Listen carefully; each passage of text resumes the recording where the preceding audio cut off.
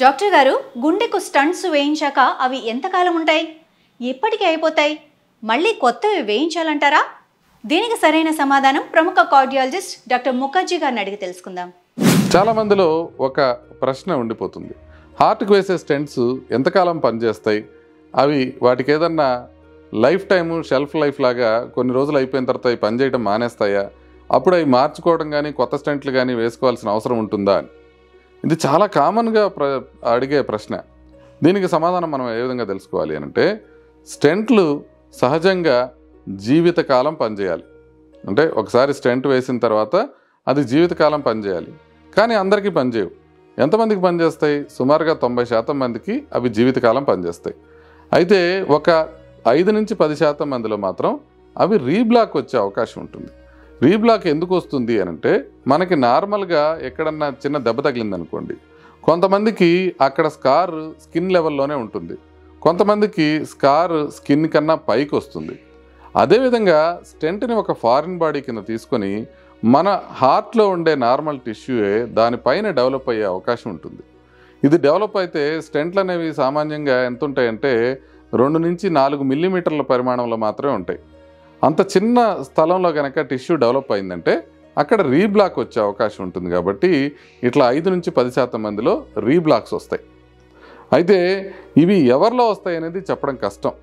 Stent వేసుకున్న తర్వాత ఈ రీబ్లాక్స్ అనేవి వస్తే 6 months to 1 year లోపల వచ్చేస్తాయి.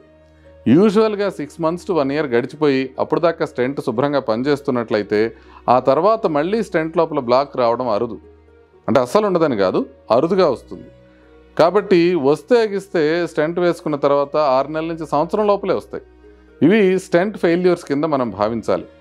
కానీ ఇట్లా ఫెయిల్యూర్ రాకుండా ఉండటానికి ఇంతకుముందు ఇంకా ఎక్కువ వచ్చినప్పటికీ ఇప్పుడు ఏం చేస్తారంటే స్టెంట్స్ పైన ఒక మెడిసిన్ పూస్తారు. ఈ మెడిసిన్ క్యాన్సర్లో వాడే మెడిసిన్ లాంటిది అనమాట. అంటే సైరోలిమస్ అని, ఎవరోలిమస్ అని, టాక్రోలిమస్ అని ఇట్లా మెడిసిన్స్ ఉంటాయి.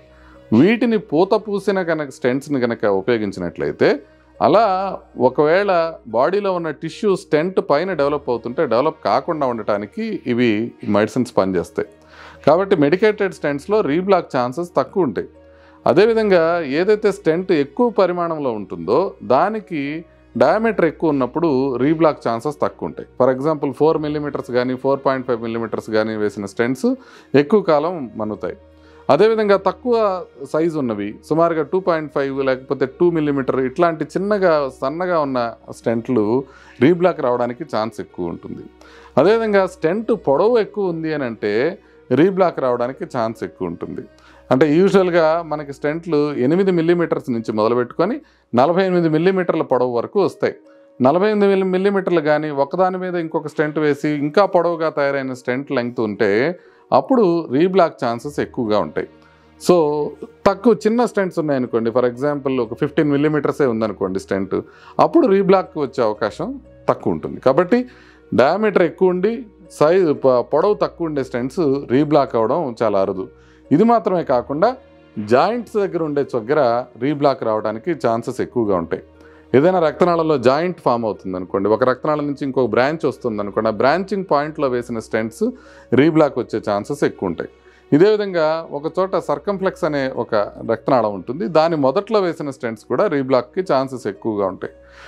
రక్తనాళంలో కాల్షియం కనుక ఎక్కువగా ఉంటే వాళ్ళల్లోనూ ఇట్లాంటి వాటిల్లో కూడా మనకి రీబ్లాక్ ఛాన్సెస్ ఎక్కువగా ఉంటాయి. కాబట్టి ఒకసారి స్టెంట్ వేయించుకునే ముందు మీరు డాక్టర్తో కనుక కూలంకుషంగా డిస్కస్ చేస్తే అసలు రీబ్లాక్ ఛాన్సెస్ ఎంత ఉన్నాయి, ఆ రీబ్లాక్ అయితే ఏం చేయాలి అనే విషయాల్ని కంప్లీట్గా నిర్ధారించుకున్న తర్వాత స్టెంట్ చేయించుకోండి. అయితే రీబ్లాక్ కనుక ఒకవేళ 6 months to 1 year తర్వాత వస్తే దానికి 3 రకాల ట్రీట్మెంట్స్ అందుబాటులో ఉంటాయి.